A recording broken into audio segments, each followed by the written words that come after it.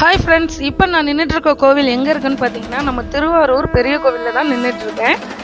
இந்த இடத்துல சரியாக நீங்கள் நின்று பார்த்தீங்கன்னா ஒரே இடத்துல இருந்து நம்ம 7 கோபுரங்களை தரிசனம் செஞ்சுக்கலாம். வாங்க உங்களுக்கும் காட்டுறேன். முதல் கோபுரத்தை பாருங்கள். கோபுர தரிசனம் கோடி புண்ணியம்னு சொல்லுவாங்க.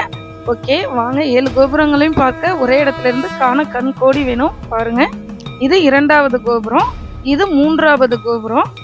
நல்லா தரிசனம் செஞ்சுக்கோங்க. அப்படியே நேராக பார்த்தீங்கன்னா இது 4வது கோபுரம். இந்த சின்னதாக இருக்கு இல்லையா, இது 4வது கோபுரம். அதற்கு பக்கத்துலேயே பார்த்தீங்கன்னா கொடிமரத்துக்கு ஆப்போசிட்டில் இது 5வது கோபுரம். அடுத்து பார்த்தீங்கன்னா இது 6வது கோபுரம். அதற்கு நேராக பார்த்தீங்கன்னா சிங்க முகம் வச்சு சின்னதாக இருக்காங்க பாருங்க சுவாமி, அவங்களுக்கு மேலே 7வது கோபுரம் சின்னதாக தெரியும். இந்த இடம் நம்ம மனுநீதி சோழன் அந்த நீதிமணி இருக்கு இல்லையா, அதுக்கு பக்கத்துலேயே இருக்குது. நீங்கள் போனீங்கன்னா அவசியம் பார்த்துட்டு வாங்க.